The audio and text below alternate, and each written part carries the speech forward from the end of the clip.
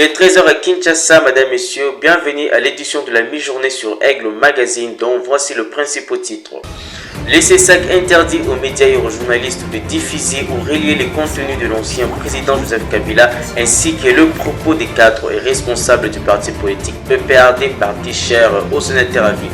Au Nigeria, le bilan s'alourdit après l'inondation dévastatrice de pluies diluviennes. Le bilan passe à 200 morts et plusieurs autres dégâts matériels enregistrés dans l'ouest d'Abuja, capitale nigériane. Encore une fois de plus, mesdames, messieurs, bienvenue.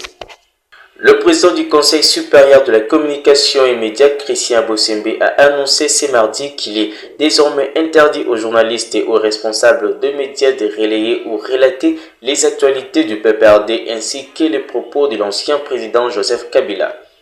Zui mokano ya koyebisa na bandeko nyonso na bapanzi sango na bato nyonso ba réseaux sociaux que kobanda mokolo ya lelo epekisami na bapanzi sango tope na bakolo media balekisa tope ba commenter ba diffuser ba betali solo to ba solo la tope ba yamba bakambi ya PPRD wana na iloko na liboso. Deuxième iloko ezali ba pekisi kosolola tope ko relayer ba propos ba interview ba masolo activité nyonso ya moto kambaka mboka na biso na tango kala monsieur Kabila ba instruction eza na niveau wana. Donc eza décision moko toyebi ke eza monene eza grave yango moni ke na pona kina yepa na bino pour que to meka un peu kosolola na yango kotala po eza nesika mokote oyo to violer ba droit ya bato eza censure te mais eza ndeko pekisa que to komisa TV le quoi tribune ya ko permettre subversion et salima. Donc Processus de paix en République démocratique du Congo, Martin Fayulu a déclaré qu'il faut fusionner ces processus dans une interview sur TV5 Monde dans le Grand Journal d'Afrique. L'ancien candidat à la présidentielle de 2023 s'est alarmé d'une menace de balkanisation du pays où l'importance d'organiser le dialogue intercongolais, les causes sincères seront débattues et trouver une solution pérenne à cette cause profonde. Oui, bonsoir. C'est simplement pour lui dire qu'il n'y a pas de solution militaire pour sortir de la crise et il n'y a que le dialogue.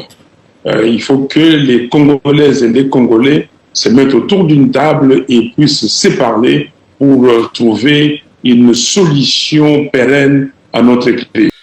La République démocratique du Congo a été élue mardi 3 juin 2025 à New York membre non permanent du Conseil de sécurité des Nations Unies pour le mandat 2026-2027. Plus de 30 ans après, selon le ministère des Affaires étrangères, cette élection marque une nouvelle étape de l'engagement de la RDC en faveur de la paix, la sécurité et le multilatéralisme. Élu membre de ce conseil avec 180 voix sur 187 voix exprimées. Le Bahreïn, la Colombie, la République démocratique du Congo, la Lettonie et le Libéria sont les nouveaux membres non permanents du Conseil de sécurité des Nations Unies. En un seul tour de scrutin, ces pays ont obtenu la majorité absolue du tiers requise, soit 125 sur 188 voix des pays membres. Bahreïn, Colombie, République démocratique du Congo, Lettonie, Libéria sont élus membres du Conseil de sécurité. Les 5 nouveaux venus occuperont leur siège au 1er janvier prochain et la RDC entend faire profiter son expérience. Nous nous présenterons très certainement au Conseil de sécurité avec l'expérience d'un pays qui sait ce que c'est que des décennies de conflits, qui a une compréhension profonde des défis des opérations de maintien de la paix, ainsi que la convergence entre les conflits, les ressources naturelles et les changements environnementaux. C'est cette expérience que nous souhaitons apporter à la table, non pas pour servir nos propres intérêts, mais pour servir les intérêts de l'humanité, car nous savons que la situation en RDC n'est pas une situation individuelle ou isolée. Il y a beaucoup de crises dans le monde. Le vote s'est tenu mardi au siège de l'ONU à New York. Quittons nos frontières pour parler de l'Afrique. Le bilan des inondations dévastatrices dans une ville marchande d'État du Niger au centre nord du Nigeria s'est alourdi de moins de 200 morts dimanche selon un responsable local. Des tonnerres de pluie avant l'aube ont déclenché des inondations à Mokwa, près des 380 km à l'ouest d'Abuja, et un important centre des commerces et des transports ont été dévastés. Les détails dans cet élément. Au Nigeria, le bilan des terribles inondations dans la ville marchande de Mokwa est en hausse. Les autorités ont indiqué mardi au moins 200 morts. Derrière ce décor d'apocalypse dans l'état du Niger, au centre du pays, souvenir de la catastrophe survenue il y a une semaine. Un premier bilan évoquait au moins 150 morts. À 22 ans, Fatima Kontagora a perdu 4 de ses 6 enfants. Mes enfants et mes biens ont été emportés. Mes propres enfants emportés par l'inondation. Ils sont âgés de 4 ans et nous n'avons pas retrouvé leur corps. Tous mes biens ont disparu. Toutes mes finances aussi. Il ne me reste plus rien. Même cette robe que je porte m'a été donnée par quelqu'un d'autre. Le gouvernement pointe du doigt le changement climatique et ses pluies torrentielles dans des conditions météorologiques extrêmes. Cela m'a brisé le cœur. J'ai pleuré jusqu'à en être épuisé. Pleurer ne les ramènera pas. Nous n'avons pas de nourriture, pas d'abri. Nous dormons n'importe où et je dois m'occuper d'un bébé. Rien que dans ma famille, nous avons perdu 18 personnes.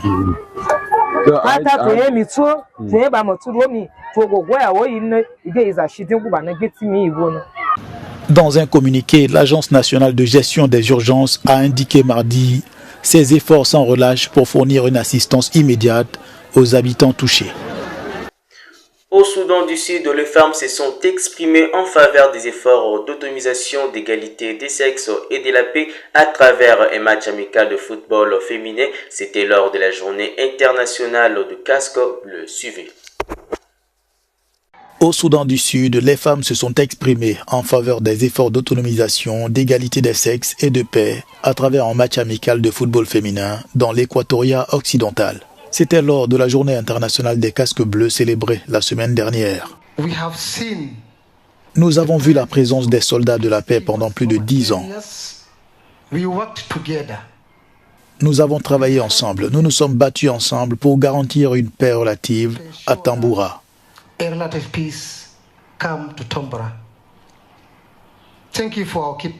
Merci, soldats de la paix, d'avoir réussi à protéger nos civils. Nous resterons à vos côtés pour œuvrer en faveur de la paix. Sous le thème « La paix commence par moi », l'événement a réuni des soldats onusiens et des femmes de la société civile à Tamboura. Nous avons déployé beaucoup d'efforts ensemble et collaboré à Tamboura, dans le Grand Tamboura, dans les comtés de l'Est de l'État et même ici à Yambio.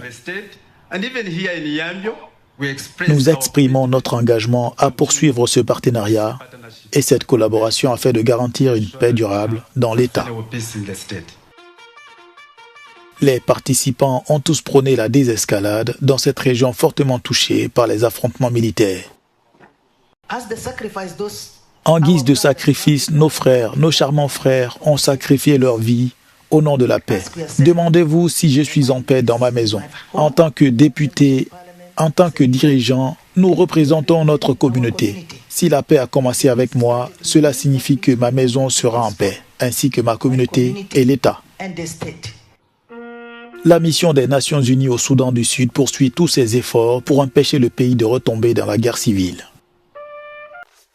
Guerre Israël-Gaza, une quête de nourriture qui vire à la tragédie. Au moins 27 personnes ont été tuées mardi 3 juin 2025 par des tirs israéliens près d'un centre d'aide. Selon les autorités de Gaza, l'armée israélienne s'est dit avoir visé quelques individus suspects. Les points de distribution d'aide alimentaire se trouvent dans les zones militaires israéliennes. Suivez.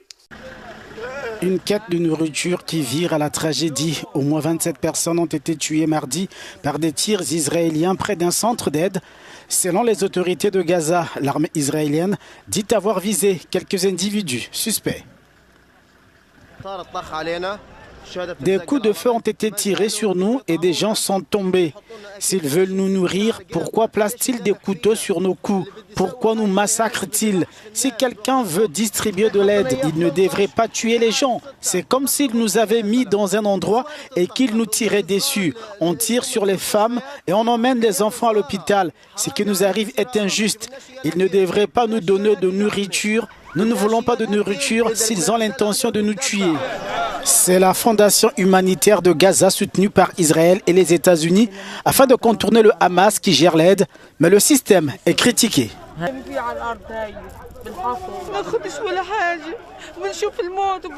Nous ne recevons rien, nous voyons des gens se faire tuer devant nous et nous repartons les mains vides. Nous en avons assez. Peut-être que les gens pourraient recevoir de l'aide si leurs papiers sont en règle. Mais il y a des gens qui reçoivent de l'aide et d'autres qui repartent bredouilles. Nous sommes fatigués et nous n'en pouvons plus. Nous préférons mourir plutôt que de nous occuper de cela. La mort est plus digne pour nous que ce qui nous arrive. Dimanche et lundi déjà, au moins 34 personnes ont été tuées par des tirs israéliens près d'un centre de distribution d'aide alimentaire, selon les responsables de la santé dans l'enclave palestinienne et des témoins.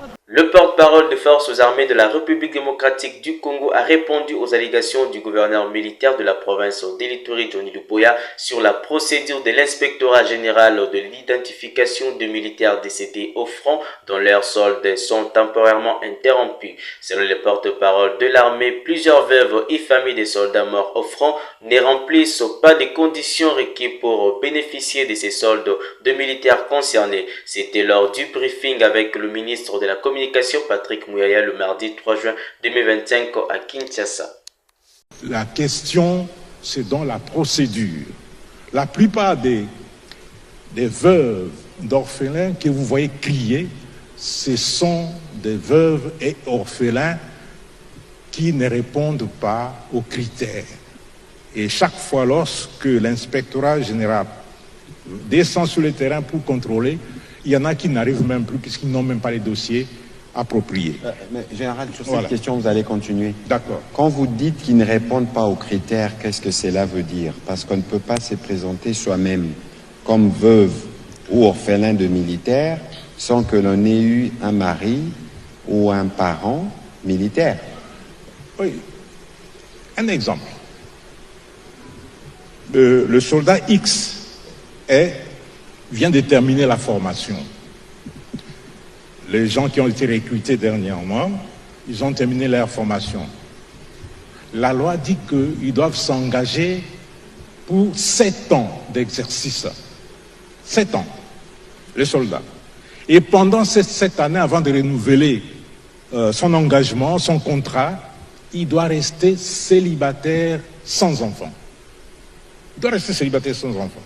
Mais lorsqu'il est aux opérations, et il se marie, ce mariage est illégitime dans les yeux de l'armée, puisque l'armée ne prendra jamais en compte ce mariage-là, même les enfants qui sont nés de ce mariage. Pourquoi? Parce que la loi dit que le soldat doit rester célibataire jusqu'à l'accomplissement de ces 7 premières années. Et oui. Vous avez promis d'être pédagogique. Voilà. Quand vous dites soldat, ça veut dire c'est lié à l'âge, c'est lié au jour où il commence dans l'armée. Il faut nous expliquer parce que...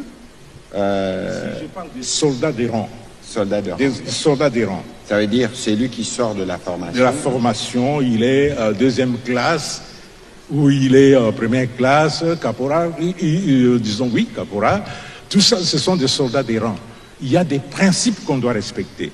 Pour les officiers, c'est la même chose. Je vais donner un exemple. Un officier qui va au front, l'officier, on ne peut pas trouver un général célibataire quand même. Il n'y en a pas. Le général célibataire, les dames, vous qui me suivez, si un général vous dit qu'il est célibataire, c'est qu'il veut abuser de vous. Il veut abuser de vous. Un général célibataire n'existe pas. C'était tout pour ce journal de la mi-journée, mesdames, messieurs. Avant tout, les rappels des titres. Le CESAC interdit aux médias et aux journalistes de diffuser ou relayer les contenus de l'ancien président Joseph Kabila ainsi que le propos des cadres et membres du parti politique PPRD parti cher au sénateur Agri. Au Nigérian, le bilan s'alourdit après l'inondation dévastatrice de pluies diluviennes. Le bilan passe à 200 morts et plusieurs autres dégâts matériels enregistrés dans l'ouest d'Abuja, capitale nigériane. C'était tout pour ce journal. Merci de nous avoir suivis. Bonne continuité des programmes sur nos antennes de Aigle Magazine pour ne rien rater de l'actualité. Merci.